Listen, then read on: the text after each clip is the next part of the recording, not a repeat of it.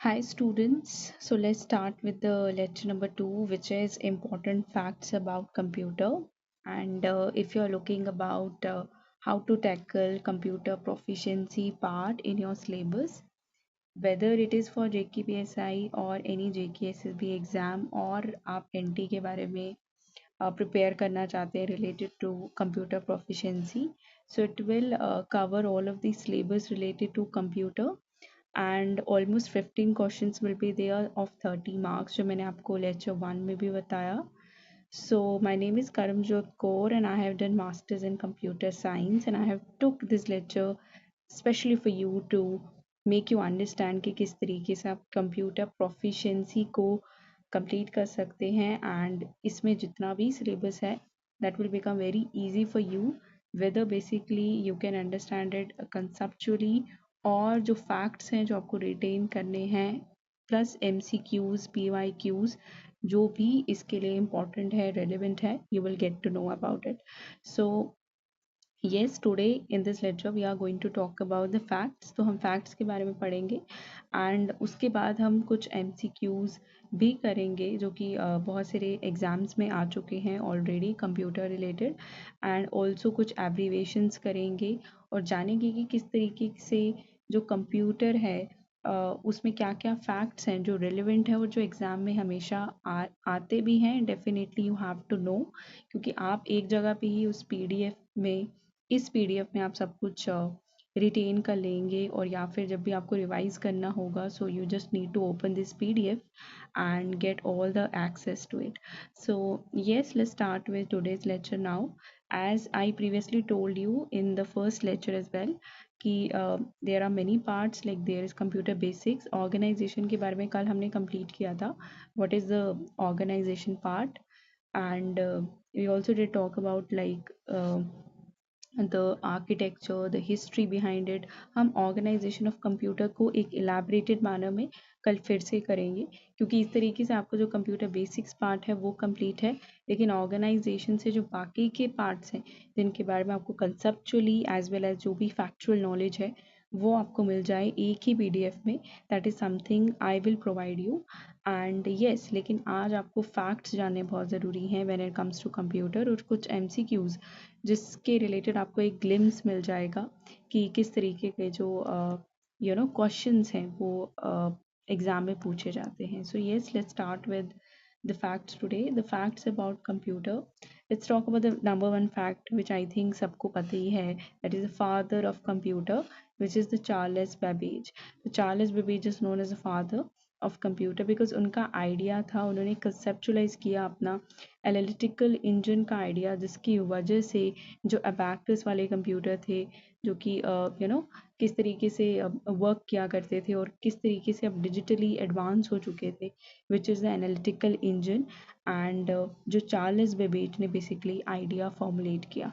So Charles Babbage, you have to learn the father of computer. Number 2 is Ada Lovelace, which is considered as the first computer programmer for writing an algorithm for Babbage analytical engine. क्योंकि engine तो बना दिया था Babbage ने, but when it comes to software बनाना तो software के पीछे एक प्रोग्राम होता है जो कि लिखा जाता है और वो जो प्रोग्राम होता है उसके लिए एल्गोरिथम्स क्रिएट किए जाते हैं.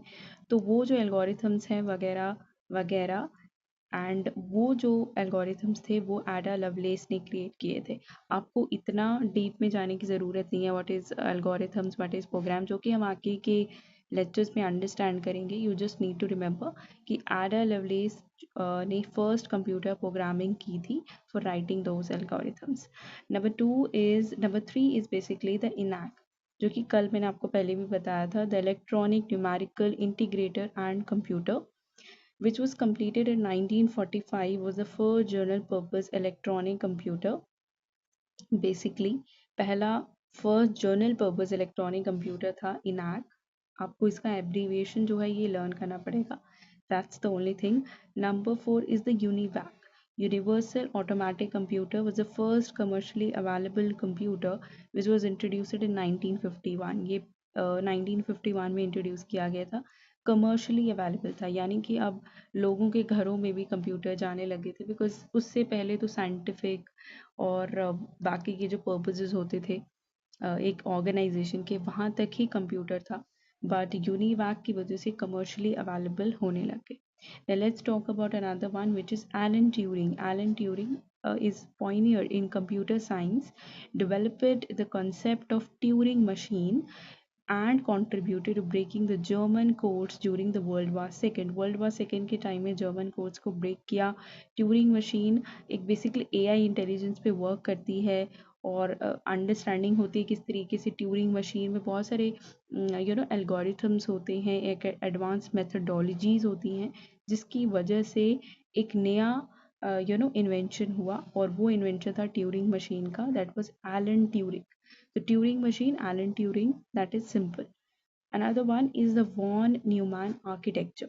It was proposed by John von Neumann, again, introduced the concept of stored programs forming the basis of modern computer. यानी कि किस तरीके से अगर कोई प्रोग्राम स्टोर होगा, ऑब्वियसली जब वो स्टोर होगा तो ही एफिशिएंटली वो वर्क कर पाएगा. और वो जो आर्किटेक्चर है और वो जो कॉन्सेप्ट है बेसिकली वो वॉन न्यूमैन आर्किटेक्चर कहलाता है. So this is the another fact that you need to remember. Another fact is Alan Turing and the von Neumann architecture. Again, this is there, which is done.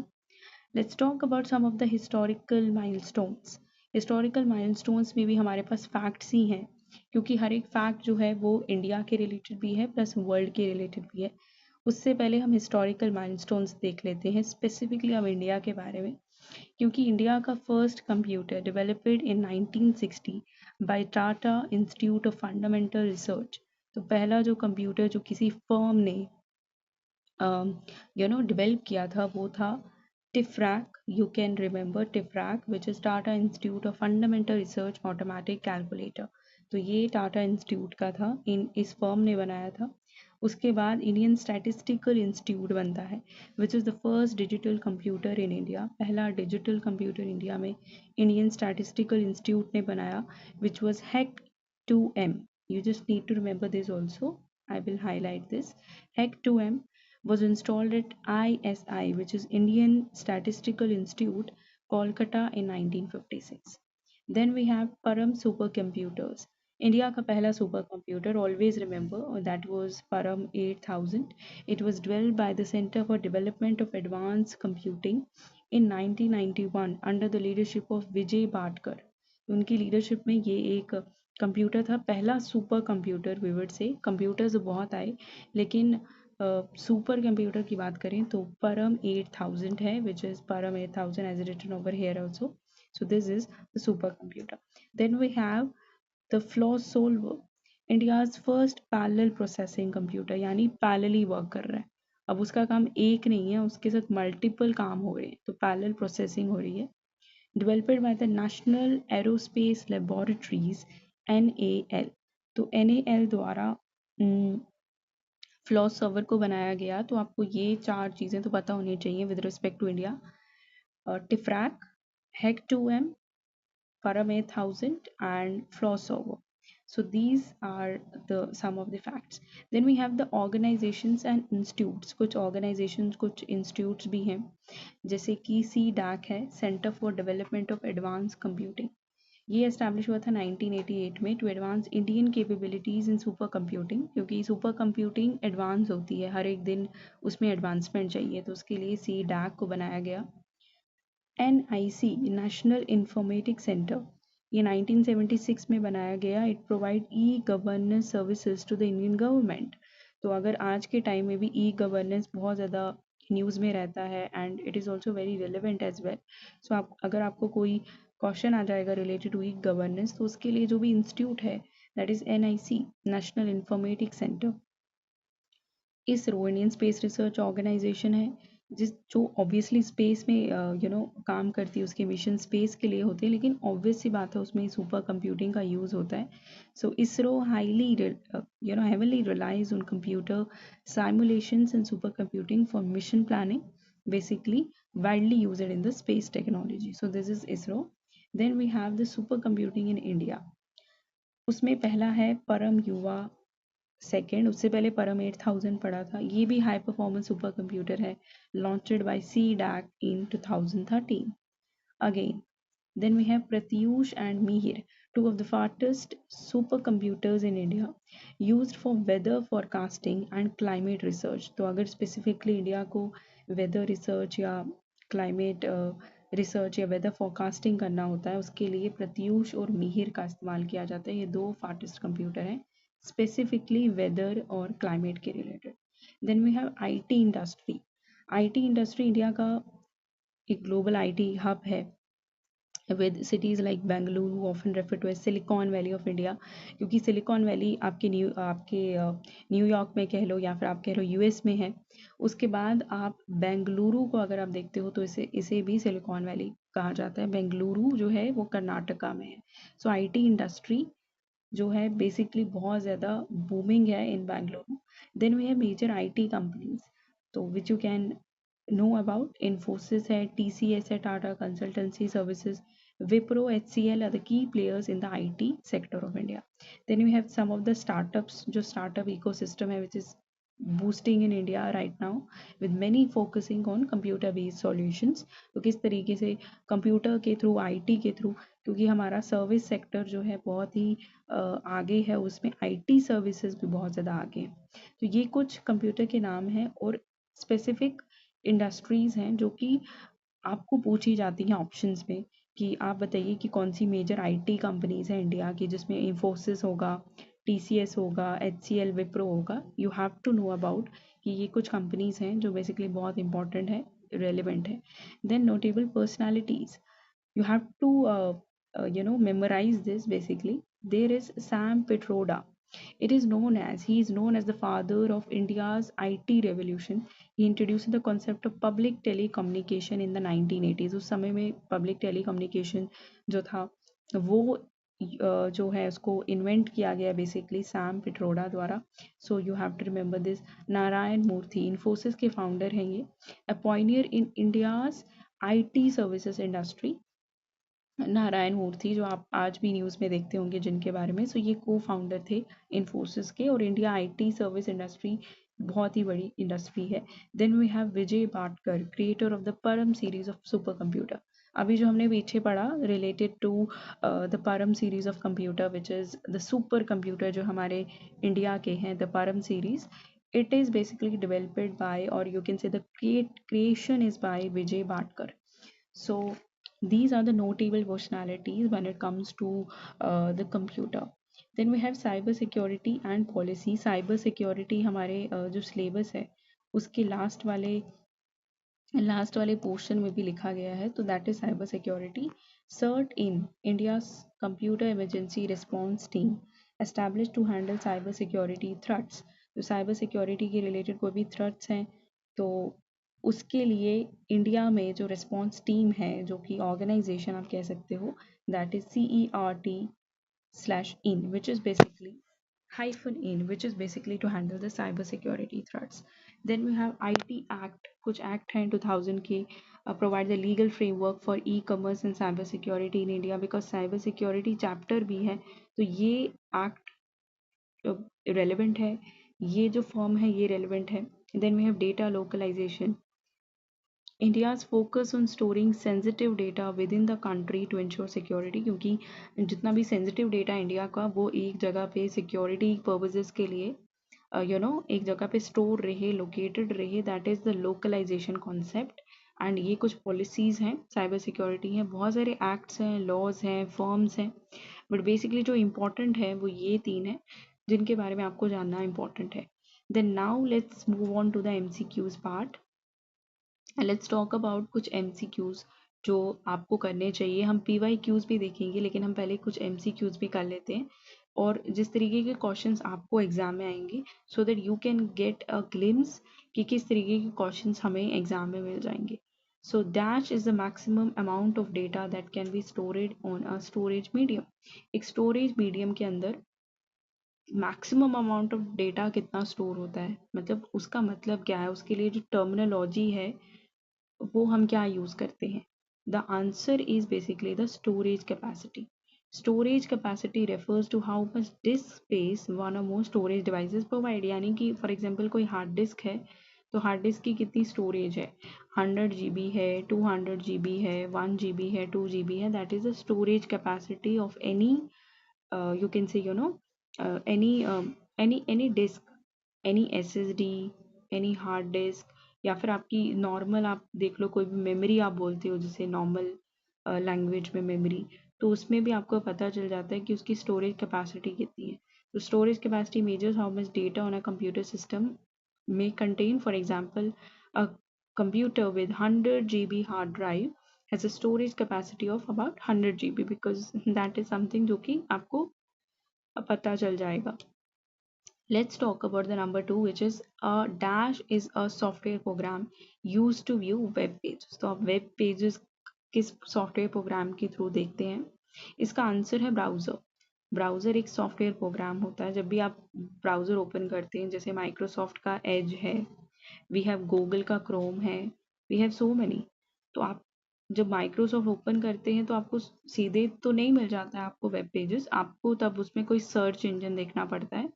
तो search engine like Google, Google वालों का अपना search engine भी है, आप उसमें जाते हैं एंड देन आपको वेबसाइट मिलती है. उस वेबसाइट को जब आप ओपन करते हैं तो उसमें आपको वेब पेजेस मिलते हैं.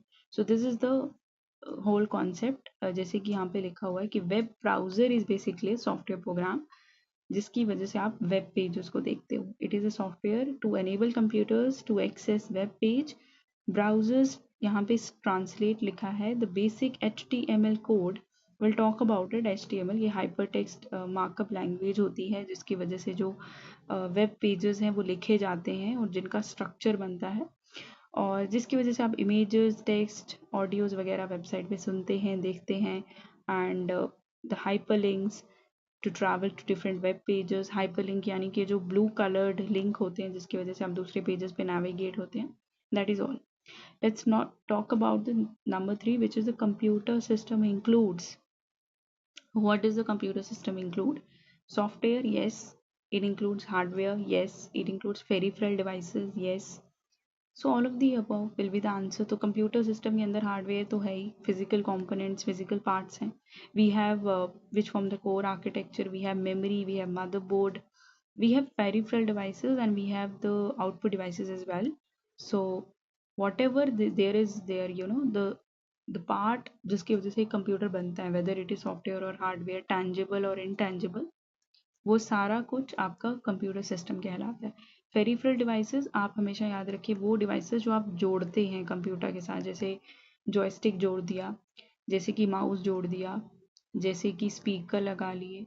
तो वो सब पेरिफेरल डिवाइसेस हैं जो कि कंप्यूटर के साथ हमेशा तो नहीं होते हैं, बट हाँ, जब आपको ज़रूरत होती है तो आप उसे ऐड कर लेते हैं. Then we have the term dash refers to any computer component that is required to perform the work. Answer number C, which is resource. The resource refers to any computer component that is required to perform work.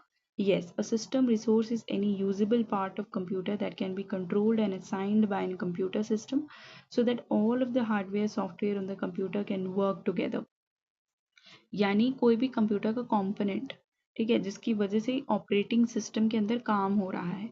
Operating system को पता है कि मुझे किस तरीके से काम करना है, वर्क करना है, रिलेटेड टू क्या इंस्ट्रक्शन मुझे दे रहा है इनपुट डिवाइस, वो आपका रिसोर्स कहलाता है. So every device connected to computer system is a resource, क्योंकि उसकी वजह से आपको कोई इनपुट मिलता है जिसकी वजह से जो आउटपुट है वो शो होता है.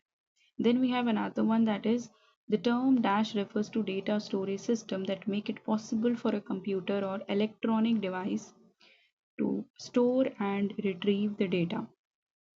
What would be that? So the answer is storage technology. यानी कि storage technology refers to data storage system, क्योंकि अगर कोई आपको डेटा स्टोरेज की बात करेगा तो इसमें स्टोरेज ऑलरेडी लिखा हुआ है, इसमें भी स्टोरेज नहीं है, इसमें भी स्टोरेज नहीं है, इसमें भी स्टोरेज नहीं है, तो यहाँ पर स्टोरेज है.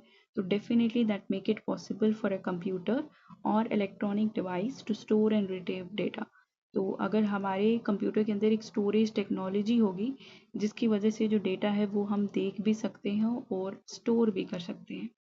So storage technology refers to technology used to store images, information obtained through the use of some form of capture technology.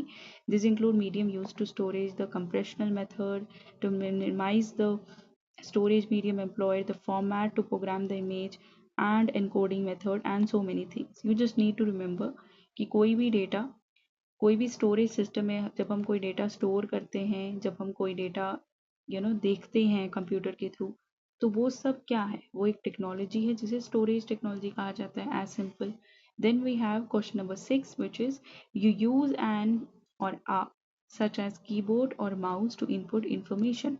आप कीबोर्ड और माउस का यूज करके क्या करते हैं, आप मतलब आप किस तरीके का डिवाइस यूज़ कर रहे हैं. बेसिकली तो आप यूज़ कर रहे हैं इनपुट डिवाइस, क्योंकि कीबोर्ड और माउस से आप इनपुट देते हैं, क्योंकि ये इनपुट डिवाइसेस हैं. So input device is any peripheral device use to enter data or information into a computer. जब भी कंप्यूटर को कोई डेटा दिया जाता है तो आप इनपुट डिवाइसेस के थ्रू देते हैं. It includes keyboard, mouse, smart cards, microphones. कोई भी चीज़ है जो इनपुट दे रहा है वो इनपुट डिवाइस है, that is the input device. और बेसिकली सबसे जो मेन है वो है कीबोर्ड है, माउस है, there is also joystick as well, and so many others as well. Then we have basically dash allows voice conversation to travel over the internet. अब हमें इंटरनेट के ऊपर जो वॉइस ट्रैवल हो रही है, जिसके थ्रू आप कॉल करते हैं, इंटरनेट के थ्रू कॉल्स होते हैं, तो उस टेक्नोलॉजी को या फिर उस सिस्टम को क्या कहा जाता है. यहाँ पे आंसर सी दिया हुआ है which is wrong. Actual answer is internet telephony, क्योंकि internet telephony refers to technology that converts analogue speech voice signals into digital signals and routes them through packed packet switched network of the internet. Internet पे जब भी कोई data transfer होता है तो packets के through transfer होता है इस तरीके से. और जब इंटरनेट के थ्रू वॉइस ट्रांसफर हो रही है तो वो एनालॉग सिस्टम से डिजिटल में कन्वर्ट होके डेटा जो है सोर्स टू डेस्टिनेशन पहुंच जाता है. तो this is the manner, and they are used for telephone calls, thus escape for long distance phone charges. तो basically अगर आपको किसी नियर वन के साथ बात करनी है, who is like living in any foreign country, तो that is possible through internet telephony today, because internet के थ्रू आज telephones हो सकते हैं. This is the thing. Let's talk about some of the full forms here. Let's talk about some of the full forms of the following abbreviations. I guess, I hope so कि आपको इनके पता हो, और अगर आपको नहीं पता I will provide you. CPU, IU, ALU, CU, बहुत सारे हैं जिनके आपको क्वेश्चन भी इसी तरीके से आएगा कि what is the full form of, for example, I'll tell you, AI. इस तरीके से आपको क्वेश्चन आएगा और उसमें 4 आपके ऑप्शंस दिए गए होंगे, क्योंकि एब्रीवेशन रिलेटेड क्वेश्चंस भी आते हैं. And you have to remember कि ये कुछ मेन एब्रीवेशंस हैं जो कि एग्जाम में रेलिवेंट हैं और पूछे जा सकते हैं. तो इसमें जो आंसर्स हैं सबके वो आपको मैंने प्रोवाइड कर दिए हैं, आपको लर्न करने पड़ेंगे, आपको रिटेन करना पड़ेगा इन्हें. It's very easy as well. This is central processing unit, CPU. IO is basically the input output, ALU is arithmetic logic unit, CU is control unit, LSI is large scale integration. Then we have basically the VLSI, which is very large scale integration. PC is personal computer. GUI is graphical user interface. SLSI, which is super large scale integration. ES is expert system. NLP is natural language processing. AI is artificial intelligence. PDA is personal digital assistant. Flops is floating point operations पर second. UNIVAC जो मैंने आपको ऊपर अभी बताया, universal automatic computer. ENIAC electronic numerical integrator and computer. एडवैक electronic discrete variable automatic computer. ये important है. इनमें कुछ ऐसे ऐसे आपको टर्म्स मिलेंगे जो आई थिंक आपको समझने में थोड़े डिफ़िकल्ट लगेंगे. उनके बारे में कंसेप्चुअल अंडरस्टैंडिंग तो ऑब्वियस सी बात है हम आगे के लेक्चर्स में डेफिनेटली करेंगे, but you need to remember कि इनके जो टर्म्स हैं उनका एब्रीवेशन के अकॉर्डिंग क्या फुल फॉर्म है. That is very relevant and important as well. Now, in the end, I want you people to engage as well. I want you to answer this question in the comment section. Which of the following is not an operating system? क्योंकि कल मैंने आपको operating system के बारे में बताया था. What is that? And I want you to engage into it so that you can answer me. What is the which of the following is an operating system? तो आपको A, B, C, D में से एक choose करना है कि इनमें से कौन सा ऑपरेटिंग सिस्टम नहीं है. इनमें से 3 ऑपरेटिंग सिस्टम है और एक ऑपरेटिंग सिस्टम नहीं है. The question number 1 is there. I will provide all of the PDF। आप PDF टेलीग्राम में जाके ले सकते हैं, और इस तरीके से आपको जो PDF मिलेगा वो आप हमेशा अपने पास रखें, so that you can retain all the knowledge. What does bit stand for in computing, ये क्वेश्चन नंबर 2 है। दो ही क्वेश्चंस हैं and you have to answer, 1 minute, answer both of them in the comment section. I want so that you can engage yourself, and your knowledge can develop actually. So what does bit stand for computing? Bit बहुत ही important term है, computer में use किया जाता है, computing में use किया जाता है। बिट का मतलब क्या होता है? Binary digit, binary information transmission, basic integer, या फिर बाइनरी इंटरचेंज टेक्नोलॉजी। तो इस तरीके से आप इसका आंसर दें question number 1 and question number 2 का, and this way the lecture is done. So if you have any doubts related to this lecture, you can comment down and ask me related to anything that you want to get. I hope you have learned so many things about the lecture today. We'll cover organization, will cover so many things tomorrow. हम उस organization और जो बाकी के pointers हैं जो हमें हमारे syllabus में cover करने हैं, will cover that as well. So yes, hope so have you have learned about so many things today. And yes, thanks for watching, and goodbye.